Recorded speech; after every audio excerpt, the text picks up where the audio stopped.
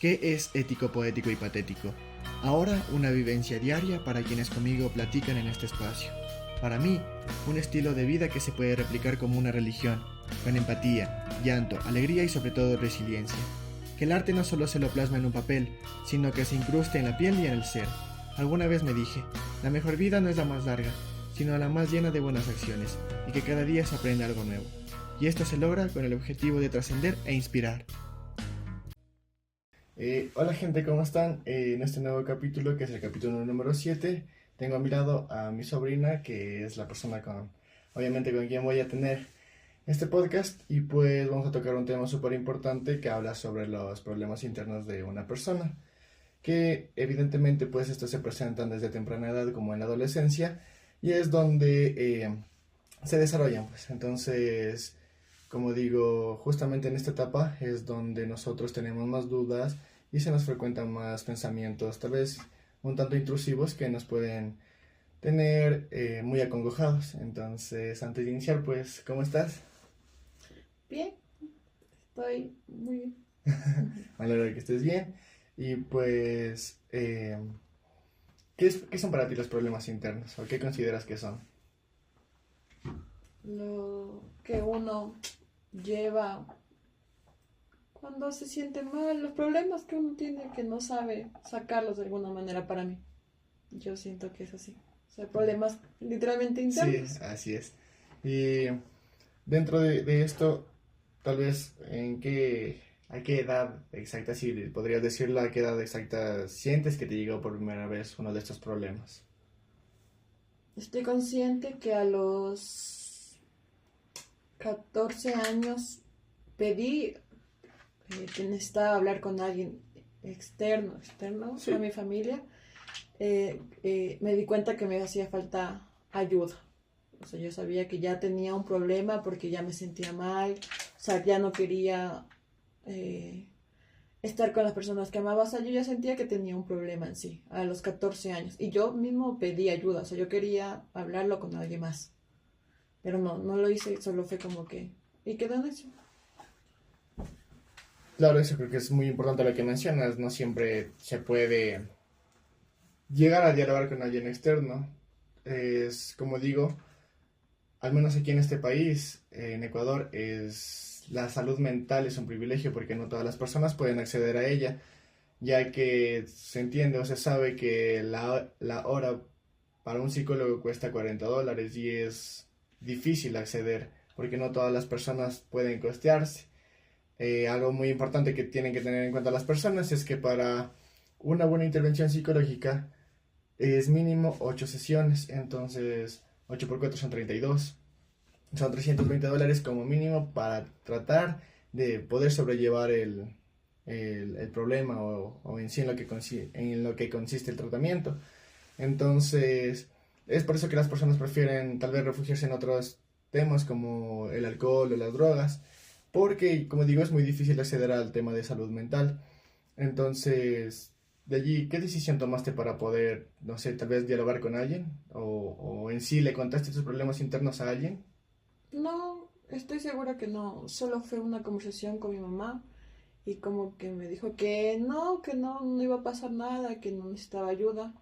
Y a los 14 años fue cuando ya estoy segura que empecé con el alcohol porque, o sea, yo era una etapa de que todo el mundo lo hacía, pero yo estoy consciente que fue algo más inconsciente que yo lo hacía.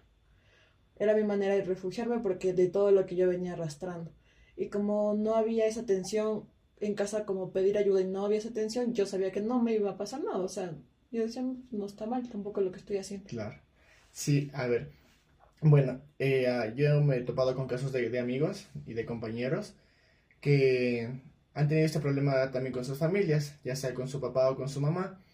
Y obviamente no voy a generalizar y tampoco voy a atacar a nadie con lo que voy a decir, pero muchas veces los padres de familia, como son muy religiosos, pues dicen, ¿sabes qué? Busca la ayuda en Dios, Él te va a escuchar, Él te va a ayudar, Él te va a solucionar el problema que tienes. Y tal vez sí, no lo Eso no niego, está mal. Ajá. pero, o sea, no está mal, pero no te va a dar esas respuestas en ese momento, las que necesitas escuchar o las que debes escuchar. Entonces es por eso que sí es necesario acudir a alguien más. Obviamente aquí también entra eh, lo que se le conoce como redes de apoyo, que están obviamente la familia, los amigos, profesores, que te pueden ayudar a sobrellevar cualquier tipo de problema que tengas, porque sabemos que por más mínimo que sea, pues si no se lo trata a tiempo, puede llegar a desarrollar hasta una patología. Entonces, es lo que, o sea, acotando lo que tú dices, eh, es un poco difícil saber o entender de cómo las personas no son capaces de comprender también el dolor que siente uno, porque tal vez porque no lo han pasado, o quizá, de hecho, lo pasaron y simplemente no tampoco recibieron esa misma ayuda y es por eso que actúan de esa manera. Y tampoco podemos juzgarlos porque no sabemos eh, por qué o sea, por qué actúan así. Ujú. ¿Y sientes que el alcohol en sí te ayudó a superarlos o solo fue o sea, fue una ayuda momentánea? No, no, no quisiera decirlo ayuda porque fue un salto de realidad, porque, o sea, ya me, o sea, a mí se me olvida literalmente lo que estoy haciendo con el alcohol, entonces yo me olvidaba de eso, o sea, Ujú. no era como que, ay, estaba pensando en eso. Entonces, no fue ni una ayuda, ni uno como que ahí me refugio, no, porque será para mí un salto como que, o sea, para mí estaba bien, pero no fue ni ayuda, ni ahí me refugio porque no, fueron alcohólica ahora. Claro, bueno, eso sí es verdad. Bueno, muchas de las personas, como digo, sí se refugian en el alcohol y las drogas. Obviamente, por lo que acabas de decir, no hay mucha atención en casa, los padres de familia son ausentes, por muchas razones que se pueden justificar, por así decirlo, ¿ya? Puede ser el trabajo, que tal vez no pasan mucho tiempo en casa, obviamente sus hijos en las escuelas, colegios, y no tienen esos momentos de compartir, ni mucho menos los fines de semana, porque hay padres que también trabajan fines de semana.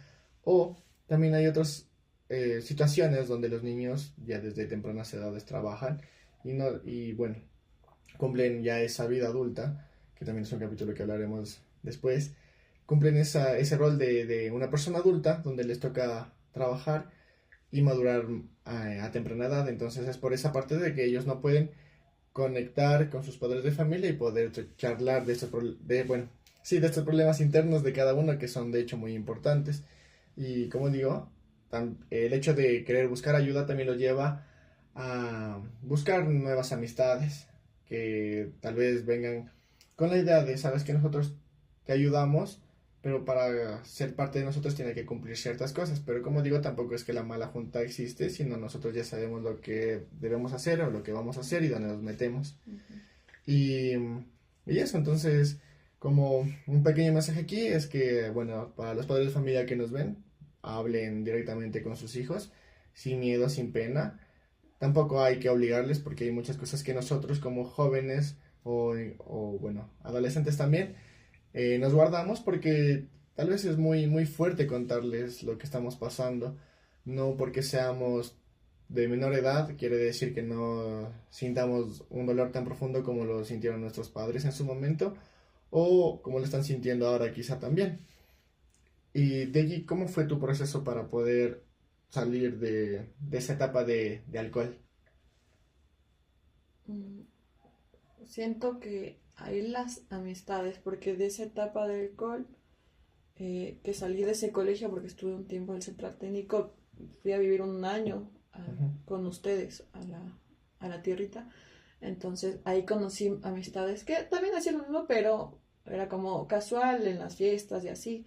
Pero encontré amistades, encontré una amiga que, o sea, como que en ocasiones lo hacíamos, pero me escuchó. O sea, yo le Ok, contaba todo tipo de cosas y ella me escuchaba y decía, oh, yo también paso eso, pero ese fue mi canal de refugio, o sea, ella, o sea, yo cuando ya lo tuve ella, ya no fue como que, ay, sí, fin de semana alcohol y no, o sea, ese fue mi, o sea, yo todavía le estaré agradecida por eso, porque yo ahora que se fue y me pongo a pensar, digo, no, o sea, yo tuve esa persona de decir, ahí fue donde yo me desahogué, o sea, yo hablaba de mis problemas, mi mamá, mis hermanas, el colegio, o sea, ella sabía todo de mi vida, entonces siento que ahí yo superé esa etapa de lo que arrastré en ese tiempo. sí, eso es verdad. El tener una buena amiga o una buena amistad te puede ayudar a solventar o sobrellevar los problemas. Y sobre todo, como tú dices, ¿no? Acá, bueno, en el colegio que estudiaba, bueno, tomabas por tal vez por diversión, por pasar el rato, por olvidarte, como dices, inconscientemente, pero allá fue muy distinto porque a pesar de que también se tomaba, se Ujú. hablaba, se trataba de conectar historias o de empatizar y sentir lo mismo. Y eso es lo que realmente importó. Yo también lo he hecho. Tengo grupos de amigos con los que he tomado solo por tomar y pasar el rato. Y tengo otro grupo de amigos como, no sé si decirlo más selecto, pero sí más reducido, con los cuales puedo hablar de muchas cosas. No solo tomar, sino más bien hablar de lo que nos estamos sintiendo, de lo que está pasando como realidad nacional, de problemas políticos, problemas de inseguridad también. Y el hecho de opinar eso también siento que te expande un poco más el conocimiento que puedes adquirir de una u otra persona con la que estás hablando. Pero como estamos enfocados en esto de los problemas o las crisis existenciales en sí que pasa una persona, es importante el poder, como digo, conectar con los demás para poder contarles, porque muchas veces no sabemos también lo que piensa, lo que siente o lo que vivió la otra persona. Entonces, cuando los dos conectan con situaciones similares, es también lo que forja una amistad y así apoyarse mutuamente para poder salir de allí. Y de allí tal vez siguieron manteniendo como ¿cómo se podría decir? Esta dinámica de tal vez consumir alcohol y o sea, contarse las cosas o ya simplemente se dejó el alcohol detrás No, y sí, poder estoy hablar. consciente que dejamos el alcohol atrás. O sea, cuando ya nos veíamos era salir a divertirnos, pero los mensajes internos de dolor y así eran entre ella y yo y días normales, buenos días, ¿cómo estás? Yo hoy me sentía así, o sea, estoy consciente que ya, o sea, ya dejamos eso atrás y que ya el alcohol fue cuando nos queríamos divertir, o Ujú. que, o sea, vamos a salir y nos invitaban y ahí era, o sea, no para sentarnos, no, ya no era para, vamos a desahogarnos, no, o sea, ya dejó de ser ese tema, o sea, ya del alcohol en sí. Ujú. Entonces, ¿tú conociste tal vez amigos que, al contrario de ti, que tú dejaste el alcohol de lado para poder ya sobrellevar de mejor manera tus problemas? ¿Ellos sí se refugiaban en el alcohol?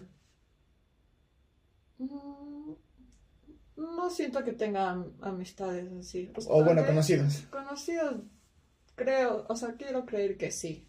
Sí, o sea, sí, sí, tienes cierta Sí. razón, sí. ¿Y cómo crees que fue la vida? O bueno, de lo poco que sabes, porque son conocidos en realidad, ¿cómo piensas que fue la vida si ellos se refugiaron en el alcohol?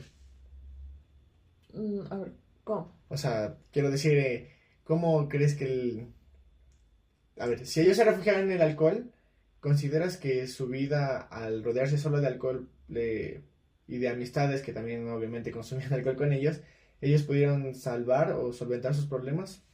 Sí, sabes que sí, porque ahorita que me pongo a pensar, o sea, en momentos que hemos estado en el carro y ellos tomando, porque así es su única manera de Ujú, desahogarse. He estado sentada ahí escuchándolos porque siempre es la misma historia, a pesar de que ellos se cuentan su dolor así, se sientan, están con su trago y de repente se les zafó la lengua y empiezan y lloran y se desahogan, se abrazan. Entonces yo digo, esa es su manera de ellos zafarse. O sea, cuando ya saben que está mal, vámonos por unos traguitos y entonces ellos ya comienzan y hablan y hablan. Y así se desahogan. Y son su refugio los tres y con una botella norteña. Entonces ellos ya saben cómo se van a desahogar. Entonces de verdad sí. claro, pero en este caso dices que solo son hombres o también chicas. No, son, Solo, ajá, sí me ha ya, tocado con hombres. y ahora que me haces acuerdo, ese es otro tema súper importante que, bueno, lo voy a hablar también por la parte que he experimentado yo y conocidos, familiares, amigos y personas muy cercanas. Es que viviendo en una sociedad machista aún, se le prohíbe Sí, de cierto modo sí es una prohibición indirecta que se le hace al hombre o que se le dice al hombre que no debe de llorar porque tiene que ser hombre, macho, tiene que aguantar y soportar todo el dolor y no se nos permite llorar. Y es por eso que digo, tengo conocidos en este punto donde después de haber tomado, consumido mucho alcohol, van donde las personas que quieren, aman, en este caso donde su familia, y lloran y se tratan de desahogar en ese momento. Obviamente sintiéndose culpable de no poderlos hacer, o sea, de no poderlo hacer sobrios. Y es triste, de hecho la escena es muy triste porque ¿cómo es posible de que no le permitamos sentir a un hombre? Si la mujer siente, también el hombre debería de sentir de la misma o incluso mayor intensidad, por así decirlo, pero no por eso quiere decir que sea menos hombre o que tenga, no sé, incluso menos fuerza. Y como digo, es triste la escena porque también me ha pasado a mí. He tratado de ser muy, muy fuerte para que no me vean las demás personas, obviamente personas que quiero, que de hecho son lo que más me importa, o nos importa, que me vean llorar, porque se supone que debo de estar, sobre todo tranquilo, se podría decir, más que el hecho de no estar llorando. Y así ellos también están tranquilos. Es por eso que también yo digo, me he cohibido de llorar, porque no quiero que mi mamá se sienta mal por mí. Por muchas razones, porque tal vez ella ya sufrió lo que tuvo que sufrir y no debería de sufrir más ahora por su hijo que está pasando mal. Obviamente no ha sido culpa de ella, han sido tal vez decisiones o indecisiones, sobre todo que he tenido, y es por eso que he matado cabeza en el hecho de querer pensar o como digo en el libro, que a veces no sentimos nada o no sentimos nadie y es por eso que nosotros lloramos, porque simplemente no nos encontramos y son crisis existenciales que aparecen en la adolescencia, como el hecho de saber, o sea, una de las primeras preguntas que considero que nos hacemos es ¿para qué nacimos? Y después, ¿para qué vivimos? Y hay una frase que dice, si no sabes para qué, a ver, si no sirves para vivir, a ver, si no vives para servir, no sirves para vivir. Entonces, con esas pequeñas incertidumbres que tenemos, pues se nos va alargando o se nos van haciendo más grandes aún las incertidumbres que tenemos. Y las crisis existenciales, como digo, siempre van a estar presentes de acuerdo a cada etapa que tengamos. Obviamente, primero van a ser las crisis de por qué nacimos, por qué estamos aquí, luego las incertidumbres en cuanto al trabajo, qué pasa si no acepto este trabajo, qué pasa si lo hago, y ese tipo de situaciones. Y todo eso nos lleva a encerrarnos tal vez en una burbuja para poder, no sé, liberar, no más bien, no liberarnos, sino más bien estar encerrados para que no nos pueda pasar nada mal. Pero el hecho de quedarnos allí también creo que es una decisión. Y eso es lo que nos llega a bloquear y no poder sentir también. Entonces digo que sí es importante hablar con las personas. Obviamente a mí también me costó al inicio, a pesar de que tenía a mi mejor amigo, mi mejor amiga, y yo estaba fomentando una relación más cercana con mi mamá, me costaba hablar, me costaba en sí decir qué era lo que me pasaba. Porque siempre me conocen hasta ahora de que soy como que muy alegre, de que les molesto, les hago bromas, les peleo por todo. Pero es porque soy así, entonces que me vean quieto, que no estoy haciendo nada, obviamente les preocupa. Y siempre trato de mantenerme activo para que no se den obviamente cuenta de eso. Y creo que cada persona tiene su manera de no demostrar de lo que realmente les está pasando. Pero sí es importante que le hablen con la persona más cercana porque, como digo, si no se lo habla o no se lo trata a tiempo, eso puede desencadenar en una patología y eso es lo que va a hacer que tendamos a tener distimia, o que es un tipo de depresión en sí, crisis de ansiedad, crisis de pánico, y obviamente eso no va a ser algo que no podamos controlar, porque yo digo eso porque me ha pasado y porque sé el tema, porque estudié psicología como tal, entonces es complicado salir de allí, pero no imposible.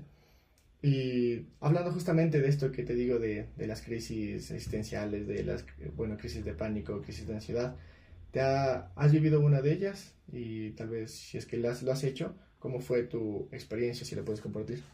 Mm, Sí, las primeras que tuve fue ya a mitad de pandemia. Sí, porque no supe qué iba a ser de mi vida. O sea, Ok. no sabía, no estaba estudiando, eh, tenía muchos problemas en la casa, no me entendía con mi mamá. Entonces, comencé con los ataques de ansiedad y a mí me dolía el pecho. Yo no sabía que tenía ataques de ansiedad porque Ujú. todavía no estaba diagnosticada. Diagnosticado. Ajá. Entonces a mí me dolía el pecho y yo decía, mamá, estás mal. Incluso fui donde mi abuela para que yo al hospital y es que no tiene nada, pero entonces qué. Entonces ahí entendí que fueron mis primeros ataques de ansiedad porque yo misma me comía la cabeza de que qué voy a hacer. No sirvo para nada, no tenía, a mí no tengo como que esa fascinación de dibujar, que no, yo no era así, no soy así. Entonces empezó. Y más arrastrando los problemas que tenía en la casa y más quiero suponer que la pandemia que fue lo que me tumbó en la casa y viví de más cerca los problemas que no sabía que los estaba resolviendo. Entonces ahí fue mi primer ataque de ansiedad, o sea, en la pandemia, En la 2000, pandemia. ajá. Bueno, sí, creo que todos la pandemia en realidad les afectó demasiado. Yo digo les afectó porque a mí en realidad cuando llegó la pandemia fue uno de los mejores años, como te estaba contando antes. Los peores, pues ya estábamos atrás, 3 años atrás, digo 2017, 2018 y 2019. 2017, como te decía, por la muerte de mi papá, o sea, nuestro abuelito. Ujú. 2018 terminó una relación que obviamente sí me impactó mucho y 2019 ya en realidad me di cuenta que ya estaba mal, o sea, ya estaba colapsando. Disculpa, ahora que me pongo a pensar,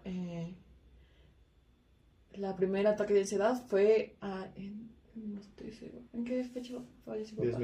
El marzo de 2017. Hijo, Walter, falleció en 2018, un año un año después. después, Ajá. 1 año y medio después que es. Y yo me enfermé pues en esa temporada. Entonces eso fue mi primer decaimiento. Pero como nadie sabía, porque Ujú. nunca habíamos pasado en la familia algo así, pensaron que era que yo venía arrastrándolo, que Ajá. no es que tú no lo sueltas, entonces que hasta me hicieron cura, o sea, esas Ya, sí, cosas, sí. ajá. Entonces, ahora que, y sí, porque eso era lo que venía jalando en pandemia, o sea, eso, que no lo saqué en ese tiempo porque nadie sabía qué era, entonces yo venía jalando el dolor porque hasta ahora duele. Entonces ahora ya que me pones a pensar de papá, ahora me acuerdo que fue eso que me detonó. Claro, es un de. Sí, sí, Ajá, sí, que sí. ya empecé con eso. Entonces, desde ahí empezó y que como nadie sabía, yo no sabía que pues, podía pasar como que Ajá. como que te estás ahogando y te vas a morir. Entonces todos pensaron que yo venía jalando eso y aparte después de que, no, es que no tendrá algo en el corazón, o anda, mírate al doctor. Entonces ahora, Sí, sí, sí. Claro, bueno, como dije nuevamente los años, 2017, 2018 y 2019, obviamente igual creo que tiene que ver con todo, ¿no? Porque yo recuerdo que pasaba mal desde que estaba en primer año de colegio, que en realidad me daba mucha pena, por ejemplo, mirar los ancianitos que estén en la calle, que nadie los vea, que no tengan que comer, igual los niños, mujeres embarazadas, o sea, me dolía tanto verlos a ellos que decía, obviamente si yo tuviera todo el dinero del mundo, pues les ayudaría a ellos. Y después de ya madurar un poco, decía, pero chuta, si yo estoy pensando en ellos, de quién les ayudaría a ellos, me estaba olvidando a mí, o sea, ¿quién me va a ayudar a mí? Y eso no es que me llevó a ya dejar de pensar en, obviamente, en la sociedad, en lo triste que es verlos a ellos, sino más bien en ser más consciente de que hay muchas cosas que yo no puedo controlar y que a pesar de que tenga todo el dinero del mundo no quiere decir que vaya a solucionarles toda bueno, la vida a todos ellos, sino más bien de que puedo hacer pequeños cambios que obviamente mi vida no me va a alcanzar toda la vida, como digo, para poder generar o ver tal vez ese cambio grande que yo quiero, pero sí el hecho de dejar un precedente o una huella para que, no sé, tal vez mis hijos o personas a mi alrededor, pero sus futuras generaciones lo puedan seguir desarrollando. Bueno, en realidad, en 2017, digo, la muerte de nuestro abuelito, que nosotros le decimos papá, bueno, 2018 terminó una relación y 2019, pues en realidad ya me di cuenta que en realidad estaba mal y necesitaba ayuda. Pero no lo hice. Ahí obviamente tenía pensamientos intrusivos, pensamientos suicidas y toda la situación que ya venía cargando como desde los 11 años. Ahí me di cuenta que ya era inestable. Entonces, 2020 para mí, digo, fue uno de los mejores años, porque a inicios de ese año empecé a escribir el libro y lo escribía en el teléfono mientras viajaba, o sea, viajaba de una ciudad a otra porque tenía que ir a estudiar y me inspiraba mirando el paisaje. Posterior a eso, como ya llegó la pandemia, lo dejé olvidado hasta que eh, a ver, creo que fue en agosto que estaba hablando con una amiga, le conté, me dijo por qué no lo sigue escribiendo y le digo, sí, como que tiene razón, lo voy a seguir haciendo. Bueno, ahí empecé, me demoré como 2 meses o sea, en terminarlo como tal, ya concentrado en sí en eso. Entonces ahí está el fruto del trabajo. Lo hice en ese año y lo publiqué en octubre, a ver, a ver, no, lo publiqué en 2021. ujú. Entonces... Entonces eso es lo que yo quería hacer. Quería publicar el libro y prácticamente nace obviamente de todo ese dolor y con la intención de buscar dar un mensaje. O sea, no lo considero como tal un libro de autoayuda, pero sí un libro que te cuenta muchas etapas de una persona, como digo. O sea, el libro trata de la trascendencia de un hombre desde el momento en que nace hasta que muere. Y hombre no me refiero solo al hombre masculino, sino más bien hombre en general, a la persona que tanto puede ser hombre como mujer, y puede pasar por estas mismas etapas, obviamente en distinto contexto, pero tiene algo de historia similar que va a concordar con ellos. Y así fue, entonces me encontré en el 2020, me encontré a mí mismo, me sirvió tener esa introspección, por así decirlo, hablar conmigo y entender que en realidad estaba mal. Yo me refugié en el libro, nunca lo hice, por ejemplo, en el alcohol, las drogas, porque, o sea, no era tanto porque no me llamaba la atención, sino más bien porque yo era el tipo de persona que, bueno, primero por tener el ejemplo de nuestro papá, de que él no consumía alcohol, entonces ese era como un precedente para no hacerlo. Pero más que eso, como digo, fue el que en realidad no me llamaba la atención y yo decía, no lo quiero hacer porque como yo estaba mal, digo, si me meto al alcohol voy a ser más dependiente y no quiero eso, sobre todo porque llevo detrás de mí, obviamente, mi familia, mi mamá y no quería que ellos pasen por ese dolor de ver a un hijo alcohólico. Bueno, entonces yo consumí alcohol cuando estaba tranquilo, normal, o estaba feliz. Entonces ahí digo, nunca me va a pasar nada porque estoy consciente de lo que hago y lo hago feliz, que es la mejor parte, para poder disfrutar como yo tranquilidad. Claro que obviamente después de eso ya llegan nuevas crisis. Yo también tuve la crisis igual de por qué, de qué voy a... Bueno, no en realidad de qué voy a estudiar, sino de por qué no puedo entrar a estudiar. Porque yo me demoré casi 3 años en entrar a estudiar a la universidad. Porque la primera prueba, o sea, no la fallé, pero no me alcanzó el puntaje. Y podía irme a otra universidad, pero no quería. En esa universidad sí me daban el cupo, pero no quería. Entonces, ahorita estoy estudiando en la universidad que quiero y la carrera que quiero. Y me alegro. Ahora, obviamente, me alegro, ¿no? También es un poco, no sé si triste, pero también ver como ya mis compañeros ya están graduados, ya están trabajando y todo eso. Eso también es algo que pesa y es como que chuto, estos manes ya me ganaron. Porque en realidad, de una u otra manera, sí es un poco competencia. Ujú. Y, y ya, pues entonces ya a la final ya pude concretar lo que quería, el libro, la universidad, concentrarme en mí. Obviamente la universidad me ayudó a despejarme de muchas cosas y no por el simple hecho de estudiar psicología. En realidad no me metí a estudiar psicología porque necesitaba ayuda, sino más bien estudié psicología porque mi primer contacto con el psicólogo, que de hecho no fue porque yo fui a terapia, sino más bien el primer contacto con un psicólogo fue porque estaban haciendo una dramatización. Entonces verlo a él como interactuaba con las demás personas me llamó la atención. Yo le preguntaba a mi mamá como, ¿qué es él? Ujú. Me dijo, es psicólogo. Y yo, ¿qué es un psicólogo?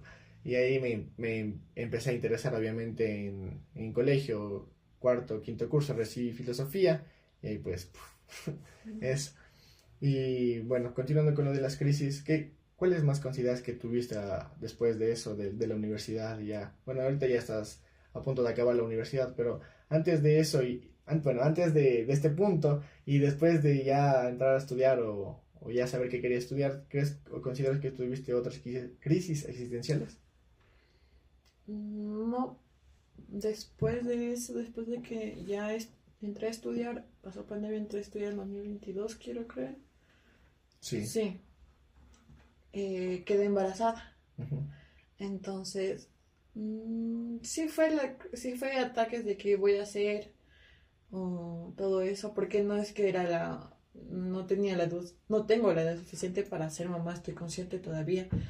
Eh, pero la mala situación, cómo lo llevé mi embarazo. Entonces, Mm, yo oculté mi embarazo a externo durante muchos meses. Yo creo que después, a los 7 meses yo lo revelé a todos que estaba embarazada. ujú. Solo la familia sabía que estaba embarazada.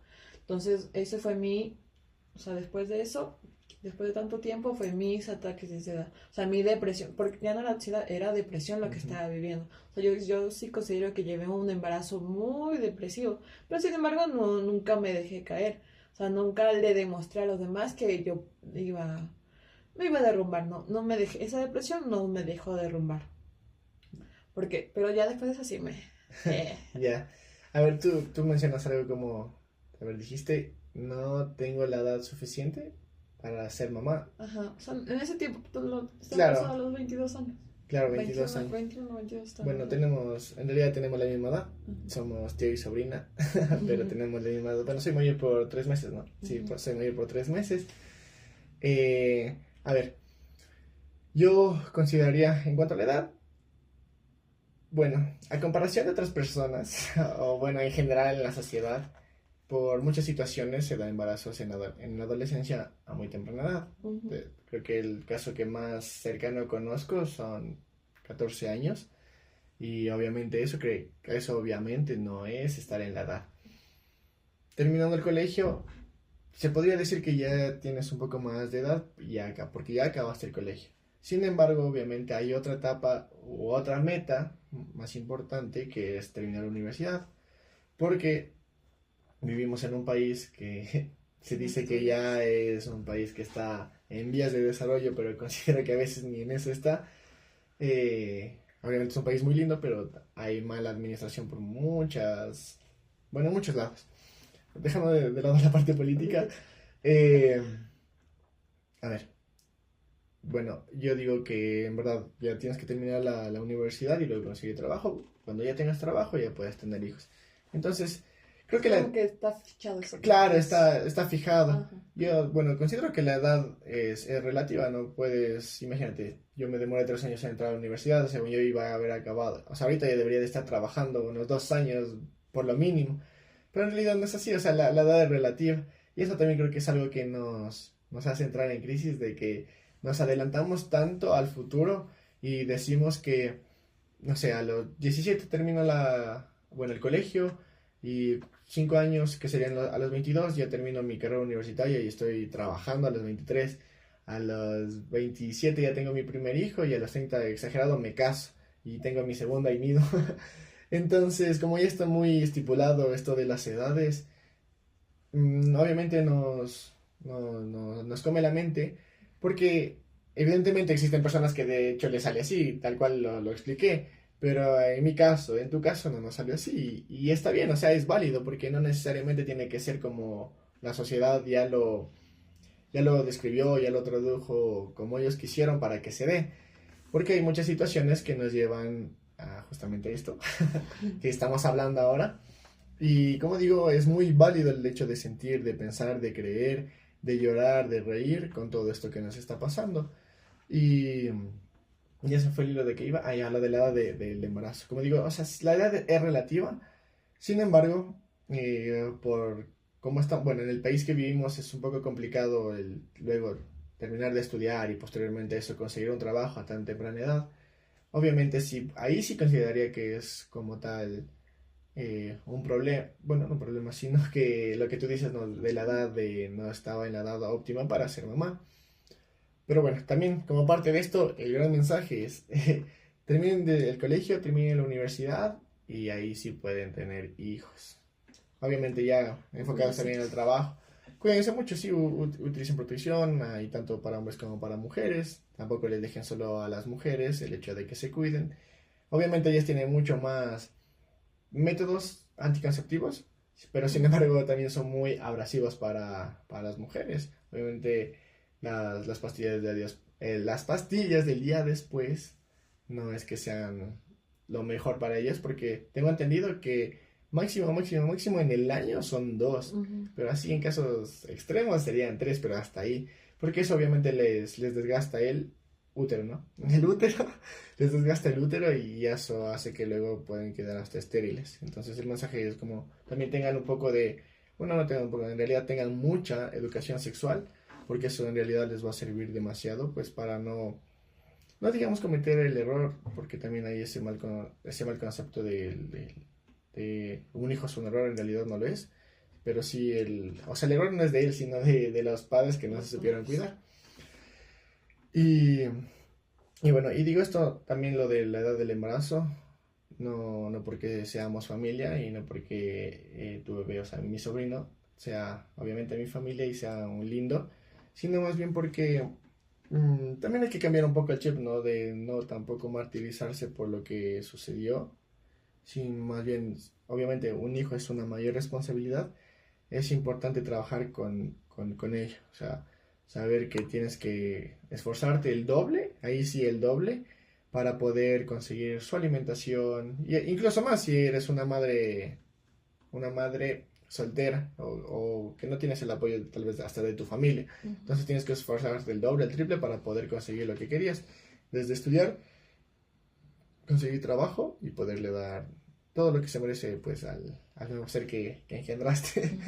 Y ya, y obviamente en el capítulos anteriores también hablamos con mi mejor amiga y ella también es madre. Ella sí, de hecho la concibió terminando el colegio, ¿no? Y para ella también fue difícil, como lo explicó. Fue difícil el hecho de estar con su bebé y estudiando, pero tuvo buenas amistades que le pudieron ayudar y entonces su hija pasaba también con sus amigos pasaban con su hija, la cuidaban, hacían deberes con ella, jugaban, todo eso, entonces algo bueno. Y bueno, volviendo al tema en sí de lo que concierne el capítulo de hoy, sí es verdad, ¿no? El hecho de tener un embarazo adolescente sí puede llegar a tener también ese tipo de crisis y sobre todo porque no sabemos cómo van a reaccionar los padres, que es lo principal, de hecho. Entonces, ese es algo que da, creo yo, y creo que no me estoy equivocado también, que da mucho miedo el saber cómo van a reaccionar. Después, ¿qué te pasó? Después, bueno, no, en el transcurso de que fue muy duro el embarazo, el papá de mi hijo decidió como ya, o sea, ya tomar su responsabilidad, por la cual mi mamá tomó la decisión de ella tomar la decisión que respecta a mi hijo y a mí. Que no digo que no estaba bien porque al final era mi mamá, yo vivía bajo su techo y sus reglas, entonces estaba bien.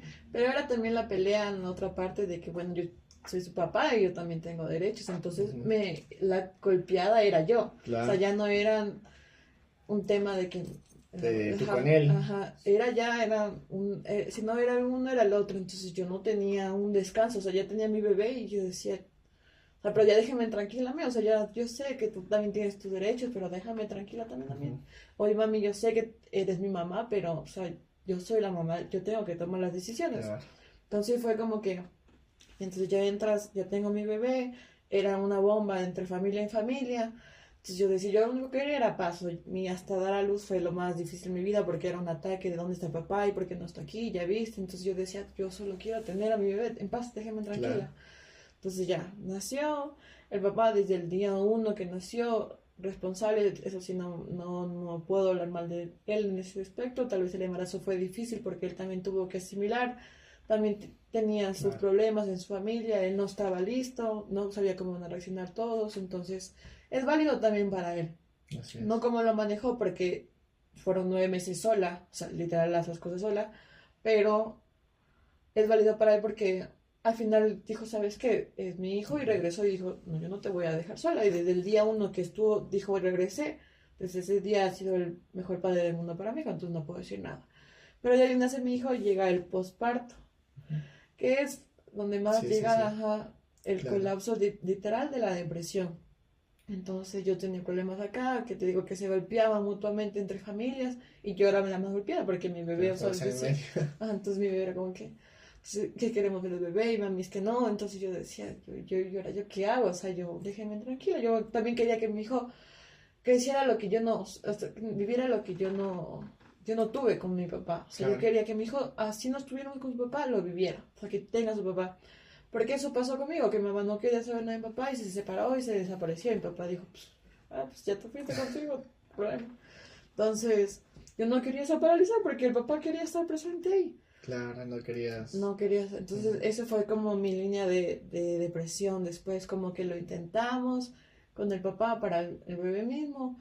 Pero como uno lleva esa carga de dolor más que todo, que yo venía jalando el dolor del embarazo, entonces yo habían problemas no normales entre padres y yo colapsaba y aparte el posparto que te hace colapsar más. Claro, todavía no te regulas emocional y... Entonces él como que no estábamos así seguros, entonces peleábamos mucho, eran peleas que ahora me puedo pensar y eran tontas, pero eran cosas que hacían golpear, entonces yo decía no lo logramos. Pasó un tiempo y él tuvo su nueva relación, la cual no me afectó porque era algo que lo veía venir de él. Era así, era él. Entonces yo decía, no. Pero me dolía porque en sus aspectos tomó una distancia con su hijo y yo dije, entonces, ¿por qué así? Entonces ahí dije, chuta, pero yo no me podía derrumbar porque si no mi mamá, ay, viste, yo tenía razón. Entonces yo decía, Sí. y mami, es que mira, es que está enamorado. Y yo, es que mami, déjalo tranquilo, es él. O sea, con tal de que a mí no me deje ver por su hijo, yo decía, pues todo bien. Claro. Pero dejó de ver por su hijo. Entonces yo Ah, ya. decía, y ahora Chuta, que, ya. ¿Y ajá. ahora qué hago para no darle la razón? Ajá, entonces yo vivía con eso y los amigos, como que mis amigos, o sea, una amiga que teníamos, ex amiga que teníamos ahí entre la mitad, que decía, no, es que mira, y yo decía, chuta. O sea, yo en emergencia yo no quería llamarlo porque yo no quería molestarlo con su novia. O sea, yo era así de comprensiva con todos. O sea, con tal de que me Claro. fastidien, yo era así. Pero sí afectaba porque yo decía, o sea, te estás yendo de viaje con tu novia, pero pues, también tienes un hijo, no te demoran 5 minutos en Así es. verlo. Y él no, es que justo pasaba su último año de la universidad, entonces él trabajaba, él estaba estudiando y aparte él entrenaba. Entonces yo no tengo tiempo, entonces el poco tiempo que tenía lo vivía con ella. Entonces yo decía, Ya, chuta. Claro, ¿y tu complicado. hijo? Entonces ahí me golpeó, o sea, de ahí, ya, ahí me doy cuenta que él me golpeó, pero yo no lo expresé, me lo guardé. Claro. Entonces fueron meses difíciles, yo me lo guardé, o sea, tal vez se me notaba afuera, pero yo no lo decía. O sea, todos sabían como que anda triste, la Nayeli se flaqueó, la Nayeli, pero yo no, yo calladita. Entonces, ahí sé que caí. Después, mi mamá se fue del país. Ujú. Mis hermanos, o sea, de repente yo no tenía familia. Y ahí, o sea, derrumbé. O sea, porque ni siquiera ya se habían ido. Yo sabía que se iban y yo decía, ¿y ahora yo qué voy a hacer? No más porque qué iba a hacer el día de mañana, sino porque decía, estás acostumbrado pues a vivir con tus... No es que Claro. me fui a otra ciudad, las iba a ver un fin de semana, no, es que ya no las iba a ver, o sea, ya no había. Y mis hermanas siempre me hacían así, de que medianoche y entraban y me hacían un baile y mira, niña, lo que hicimos hoy.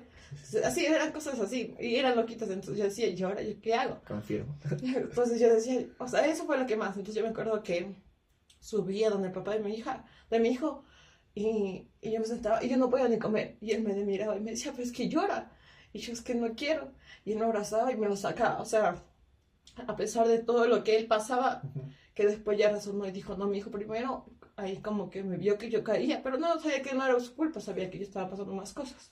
Claro. Entonces me dijo, ¿sabes qué? No, yo no te voy a dejar solo.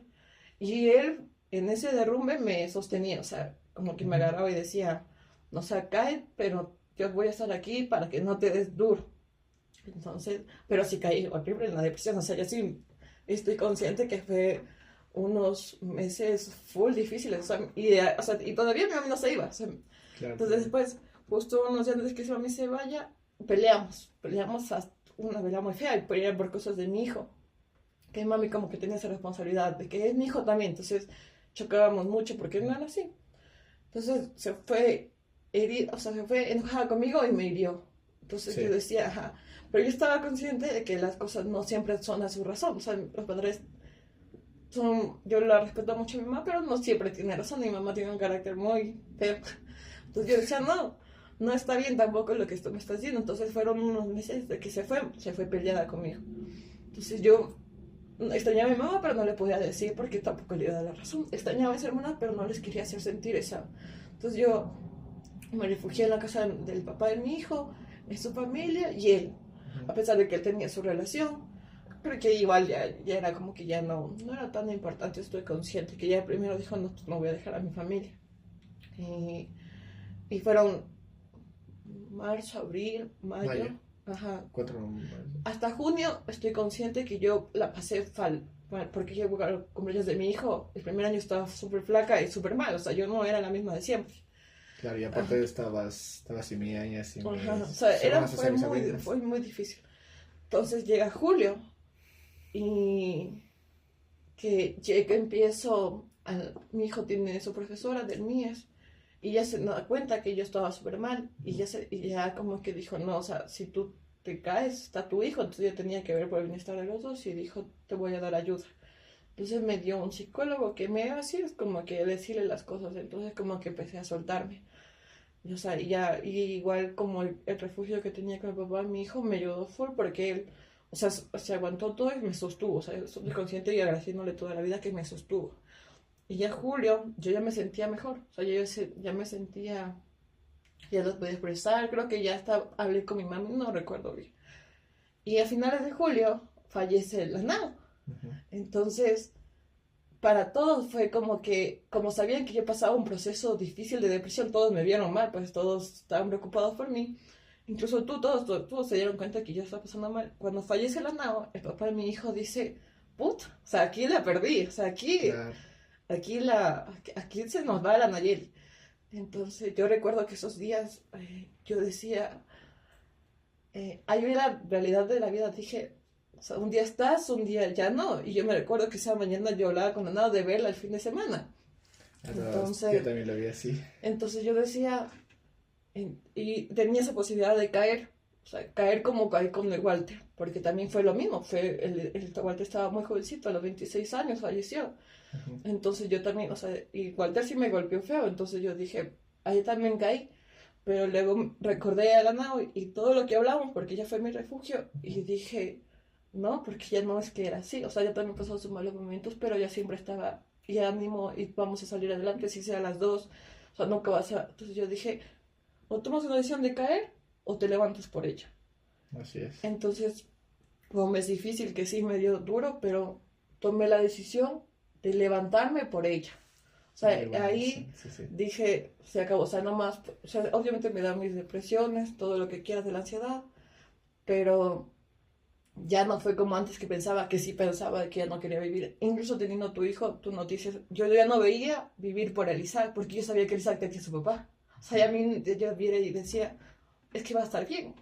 Tiene mi mamá, tiene mis hermanas, tiene su papá que lo ama con toda su vida.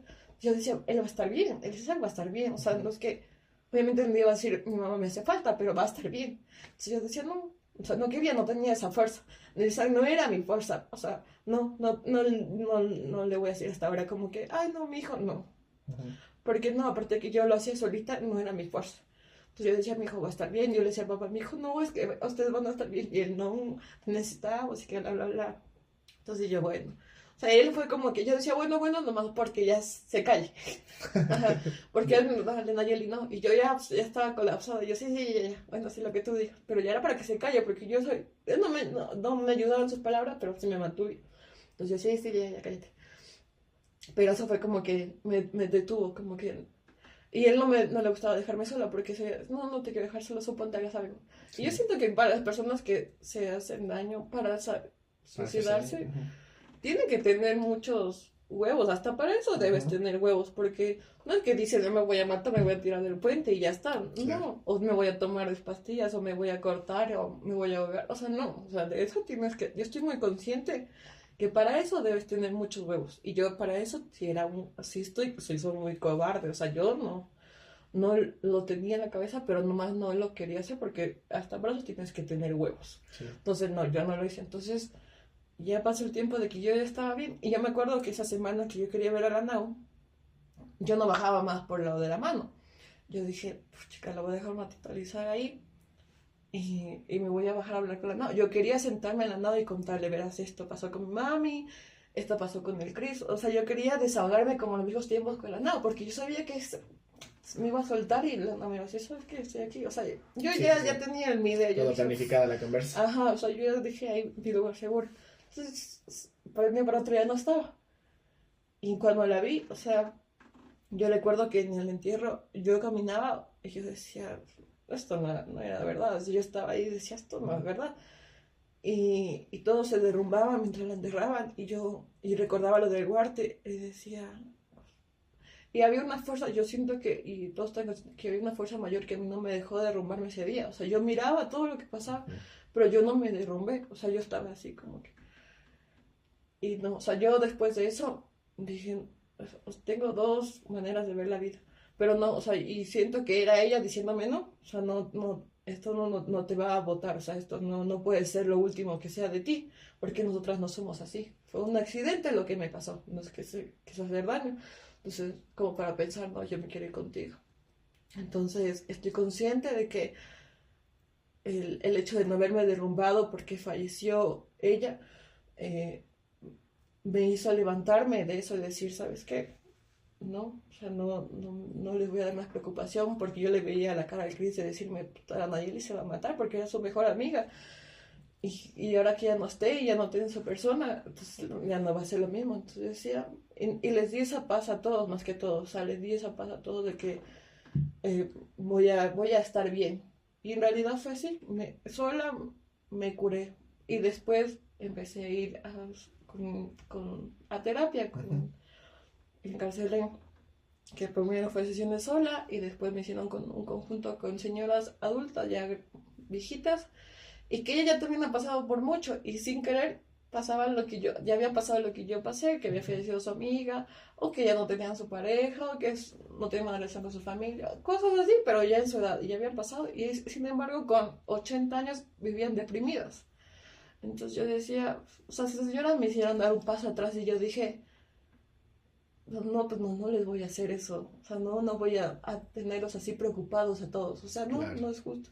Entonces y las señoras me miraban y me decían, tú estás jovencita, o sea, tú, míranos a nosotros, ya hemos pasado por todo eso, pero no nos derrumbamos, pero sin embargo estaban ahí sentadas conmigo llorando y contando sus problemas.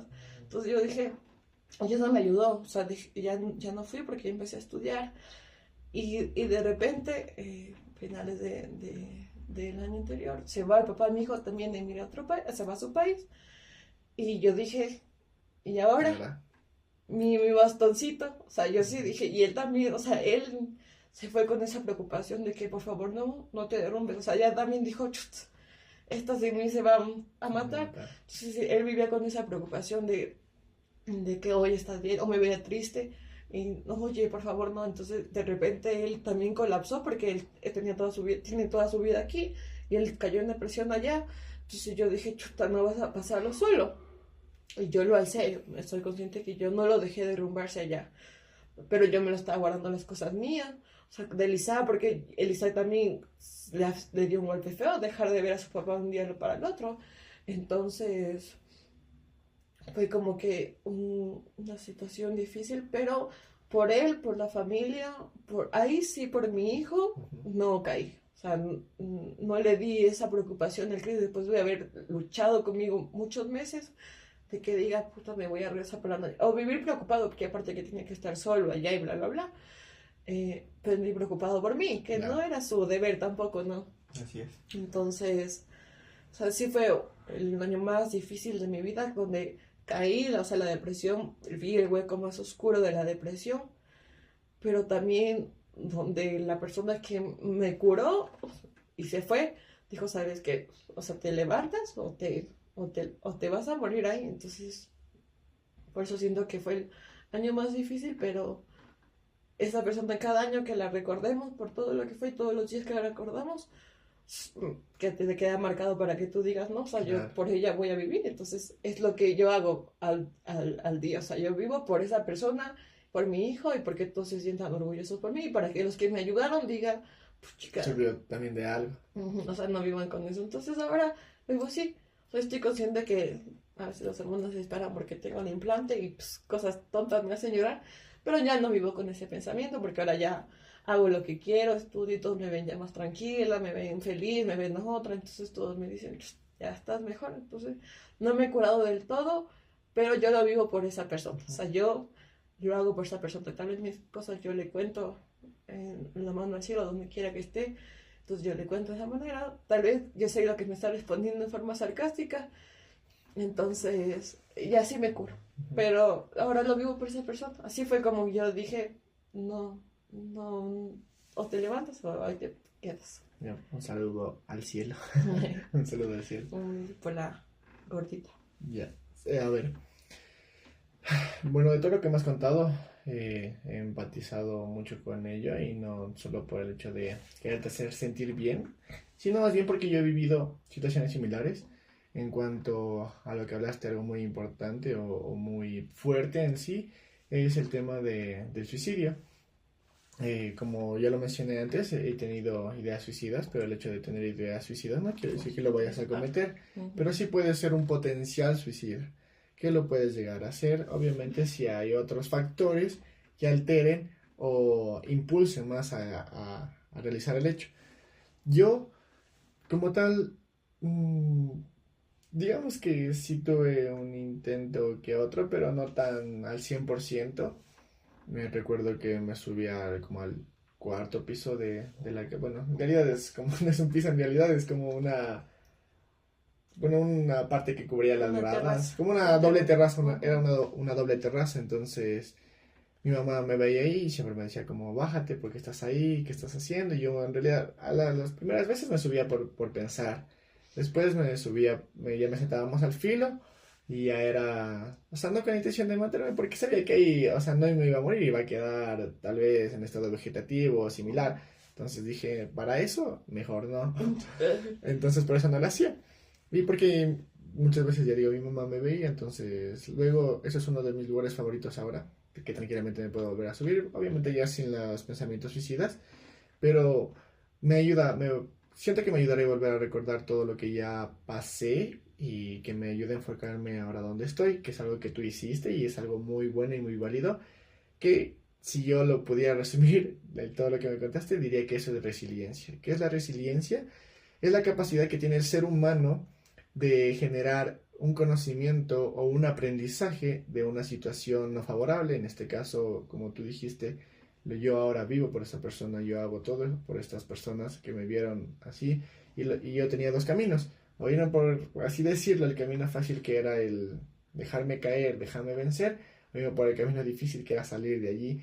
Entonces, yo igual siento que he sido una persona muy resiliente y yo conocí como tal la resiliencia, la palabra resiliencia, por Namba Básico, que de hecho él tiene un tatuaje. No recuerdo Ujú. si es aquí o es aquí, pero dice resiliencia, entonces de ahí me llamó mucho la atención y entonces entendí que eso lo puedo hacer, lo puedo aplicar y si tienen la posibilidad, en serio háganlo. La resiliencia es algo muy importante y muy bueno que les puede ayudar a sobresalir y sobrellevar las cosas. Y otro, pues obviamente son las amistades. Y de hecho, incluso las amistades no siempre tienen que ser pares, o sea, que sean de tu misma edad. Como tú dijiste, las señoras viejitas de 80 años me decían y me contaban que pasaron por lo mismo y ahora me están ayudando a sobrellevar o llevar el dolor que tengo o que tenía. Y entender que todo es un proceso, que no se puede curar, o como dicen, no, no se puede tapar el sol con un dedo y tampoco se puede curar un problema de la noche a la mañana, porque como digo, es un proceso y hay que saberlo cumplir. Obviamente no siempre vamos a ir así en su vida, sino que vamos a ir como en parábola, en onda, así que a veces estamos arriba, a veces vamos abajo, pero lo importante es seguir avanzando, lo importante es no detenerse.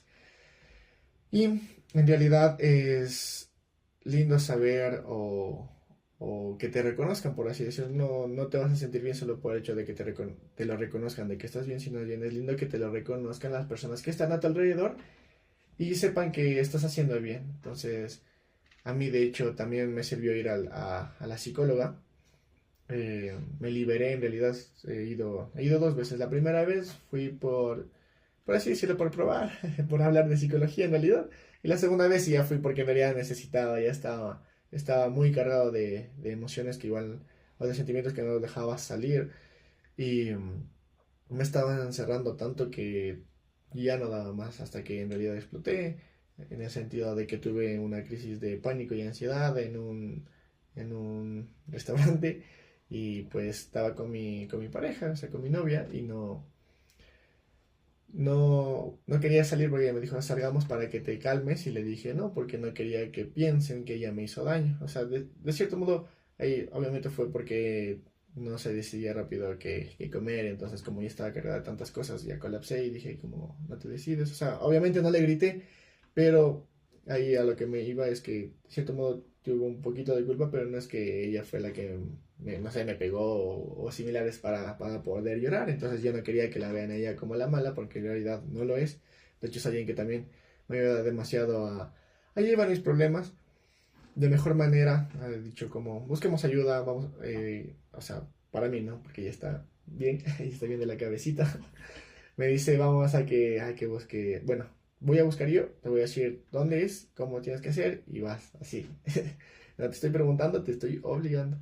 Y de cierto modo es bueno esta obligación porque ya se entiende. Obviamente no siempre se puede obligar a una persona que vaya también a terapia porque es muy difícil. De hecho es muy difícil y yo aquí podría ya hablar como profesional. Es muy difícil interactuar con un paciente o con un usuario porque no van a querer hablar. Siempre van con mucha resistencia, demasiada resistencia pueden pasar las 8 sesiones que les mencioné al inicio, que son las necesarias para poder generar un gran avance en la terapia, y no se va a dar la conversa, incluso no se va a poder hasta ¿cómo es? Generar rapport, que es lo que a nosotros nos dicen, que tenemos que generar rapport que es el primer contacto que se tiene con una persona para poder generar esa confianza y que se pueda hablar abiertamente de lo que en realidad le apena. Pero como digo, es muy difícil.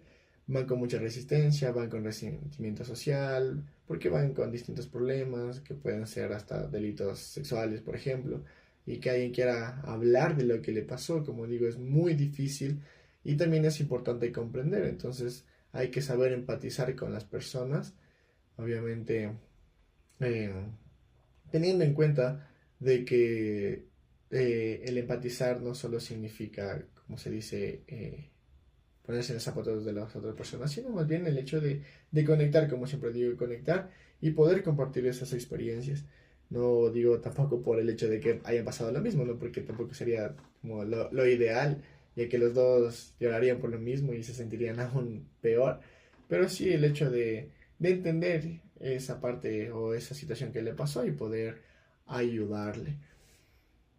Ahora que ya estás bien, ¿crees que bueno, no crees, podrías asegurar de que sí es muy importante el hecho de tener redes de apoyo, como dije, familiares, amigos, y también como principal red de apoyo considero que ya vendría a ser ya la terapia que recibiste, donde estabas asistiendo.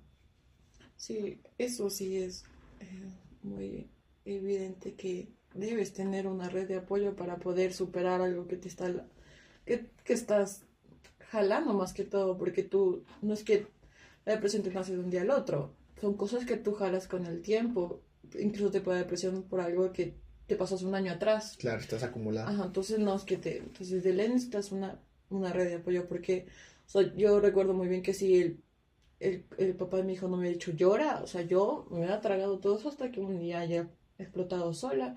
O incluso la profesora de mi hijo que si me había visto mal me hubiera dicho, ve por favor, anda a terapia, ella me consiguió el psicólogo. O sea, eso fue que inconscientemente yo no lo pedí, pero ellos estuvieron para mí, entonces ellos me salvaron. O sea, Claro, ellos me salvaron, hasta incluso cosas que Diosito dijo que tienen que suceder, me salvaron. O sea, obviamente tener una red de apoyo te ayuda mucho más demasiado. porque solo no lo vas a lograr. O sea, solo, solo como que te hundes más o te sigues comiendo la cabeza, porque ya sé que todo también es muy mental, como que un día me levanto bien, otro día me levanto mal. Pero si no te desahogas nunca, nunca lo vas a lograr. Sí. Y otra cosa ahorita que me acuerdo, algo muy común que se dice, échale ganas, échale ganas, o solo estás así porque quieres. Mm, Eso creo que es una de las ideas más tontas o más estúpidas que le puedes decir a alguien. No todo, al menos en este caso, no siempre se va a tratar de echarle ganas, porque si se tratara de echarle ganas, estaríamos en la luna ahorita disfrutando. En realidad sí se necesita tomar este tema como algo muy serio y muy importante. Como digo, nos puede pasar en muchas etapas de nuestra vida, independientemente de la edad. Hay incluso niños, o sea, hay casos clínicos comprobados y a gran escala, o sea, un gran número de niños, pongámosle 4 años, que ya son hasta diagnosticados con rasgos de depresión. Y obviamente eso va aumentando con el tiempo, por eso también es muy importante la terapia cuando recién está desarrollándose el problema, como digo, para que no se desarrolle una patología. Bueno, igual se puede desarrollar depresión como por la muerte de un ser querido, porque eso también pega demasiado fuerte y bueno, y es una de las 4 etapas del duelo, que ya las hemos dicho en algunas ocasiones, que por ejemplo la primera es la negación, la segunda es la ira, la tercera es la negociación, la cuarta es la depresión y la quinta es la aceptación. O sea, siempre se tiene que pasar por esas 5 etapas de duelo. Y el duelo, como también lo mencionamos en el capítulo 5, no solo es cuando fallece una persona, sino también cuando terminas una relación, también ahí se da esa etapa de duelo. Eso, algo más que quieras decir, compartir, promocionar. Mañana a terapia. Sí, en realidad vayan a terapia, es muy, muy importante, les va a ayudar. Sí, ahora que me acuerdo. A ver, primero tuviste terapia individual es, o grupal. Primero dos sesiones individuales. Cuando vio Individuales. que necesitaba como una red de apoyo, él me incluyó en la Sí, sí, grupal. sí. Eso es muy importante. Bueno, pueden recibir terapias individuales o terapias grupales, depende de dónde asistan y lo que ustedes sientan que les convenga. También traten de explican, o sea, de abrirse un poquito más al psicólogo, porque yo digo, como psicólogo también es difícil de sacar la información y poderles ayudar. Y no hay peor enfermo que el que no se quiera ayudar. Eso ay, se me fue el nombre. Hipócrates. Viejito. Hipócrates. Hipócrates dijo, antes de querer curar a alguien o salvar a alguien, asegúrate de que esta persona quiera dejar de lado todo lo que le hace mal. Eso lo dijo Hipócrates. Entonces, es importante recibir terapia individual, pero también la terapia grupal ayuda demasiado. Lo que alguna vez te conté que se le conoce también en algunos casos como rueda comunitaria, es donde está un grupo de personas en círculo, por eso se llama rueda comunitaria, y 5 personas al azar, pues las que quieran participar, alzan su mano, dicen el problema que les acongoja, y de esos 5, todos alzan la mano para votar por cuál quieren hablar primero. Entonces, se vota por uno, se habla, se trata por todo ese, y todos los demás pues van dando ideas, o sea, bueno, llamarles ideas, ¿no? Pero en realidad son sentimientos similares, ¿no? Ujú. Dice también, a mí me pasó algo similar, o me pasó esto, que en realidad concadenan con el problema que están pasando, con el tema que en realidad se votó más. Y así se va realizando esta rueda comunitaria hasta el final, obviamente, tratar de empatizar con esta persona y pues generar este apoyo que en realidad necesita. Obviamente también aquí sí entra el tema del contacto, un abrazo no está por demás, una palmada es algo muy importante, entonces sí, en realidad vayan a terapia. Bueno, ahora sí, para terminar, como siempre, aquí teníamos, pero ya se ha caído, que no la encuentro, aquí está. Este es un sticker conmemorativo del podcast, para que lo pegues en un lugar que sea importante para ti. Obviamente tiene que ser fuera de tu casa porque la intención es que escaneen los Ah, QR y puedan conocer más de lo que estamos haciendo aquí. En este caso, obviamente hicimos los dos, pero también lo que he hecho con otras personas, lo que hago solo, y puedan conocer esto que yo considero que es un tipo de arte también. Y adicional a eso, esta es la actividad que se hace con el invitado.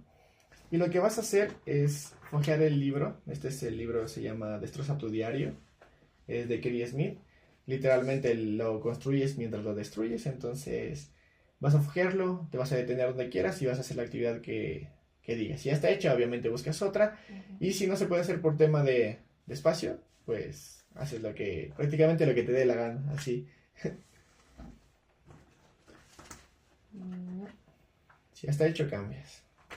Así busca hasta que encuentres una que esté libre para hacer. Esto. Sí, Mm, no.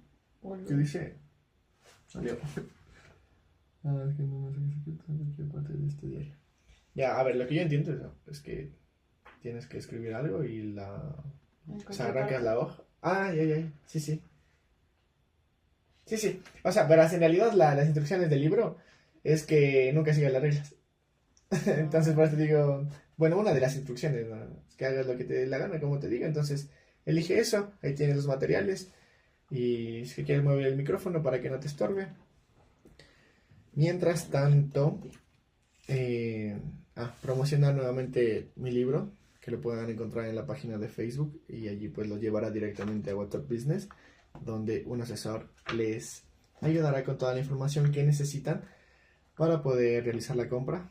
Es un libro que consta de 15 capítulos que habla, como ya lo había mencionado, sobre la transición de un hombre desde el momento que nace hasta que muere, pasando por distintas etapas como las amistades, la vida estudiantil, el amor, la vida laboral, los problemas internos, como en este caso, y la familia. Obviamente hay muchos temas más que los veremos en capítulos posteriores. Y pues eso, es un libro que lo escribí con, bueno, se podría decir desde el dolor, pero que me sirvió para, o sea, es lo que a mí me sirvió o donde yo canalicé mi dolor.